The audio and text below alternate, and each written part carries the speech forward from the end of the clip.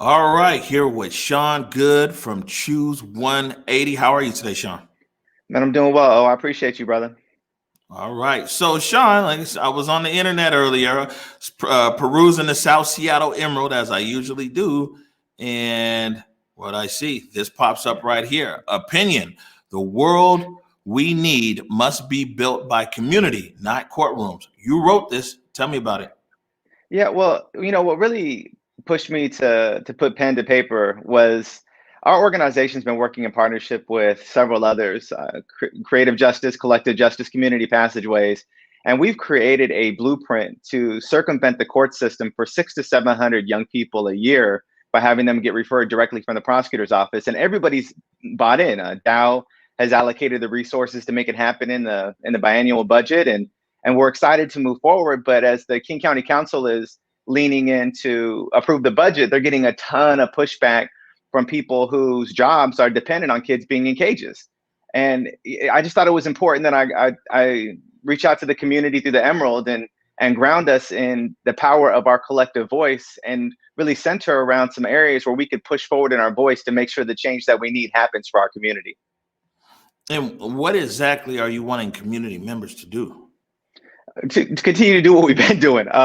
Make phone calls to your King County Council members, make phone calls to City Hall. And for those that don't live in the city of Seattle, to reach out to the council members in the cities that you do live in and talk about these very important issues that are being elevated publicly in the city of Seattle. I mean, issues like divesting from law enforcement and investing in community solutions.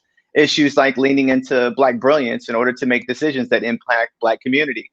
This is not a Seattle concern. It's a King County, really Western Washington, really Washington State and regional concern. And we have an opportunity with our voices being elevated and brought together in synergy to really see things move forward and change across our region. Right. And why do you think council members are getting such pushback? I know you said people wanted to protect jobs, but I mean, can you expound a little bit on that? Yeah, I mean, it's complicated, right? I mean, if you think about it, if you built a house based upon young people being incarcerated and your livelihood is dependent upon young people being put in cages and going through the traditional court system, then you're really tied into the fact that we need to be able to see young people go through this process in order for you to have the job that's been able to create like your living. And I understand the complication of it all, and I get it. But I think it's imperative that all of us that are doing work that are serving community and young people, whether you're in the nonprofit industry or whether you're in the county and city, that you're looking at a future where your job isn't relevant. Like, our organization shouldn't have to exist in perpetuity because we should be at a place where young people's behavior is no longer criminalized and work like ours is unnecessary. And we should believe in a future where law enforcement isn't necessary. I mean, why would you want to believe in a future where you had to have police in order to feel safe in community? And so part of the challenge in envisioning these things is that there's actual people who have these jobs, and those people are impacted by these visions.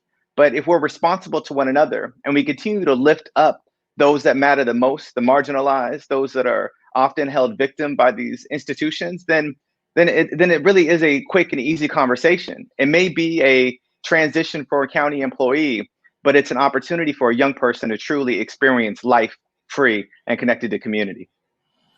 All right. And lastly, Sean, how can people reach you or reach Choose 180?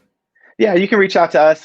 Social media is at I Choose 180. I'm at Why I Choose 180.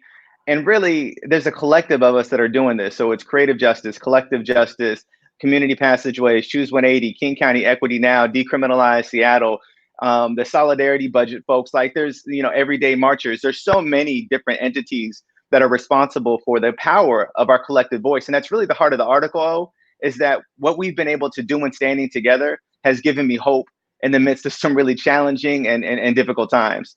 But if we begin to divide as a result of some folks that want to get reelected, so they're throwing hundreds of millions of dollars in the community, or folks that believe that there is one right way, and so if we don't concede to that way, then there is no way, or all the other divisive narratives, we can put all of that aside and ask ourselves one simple question: is this direction that these folks are heading protecting our people?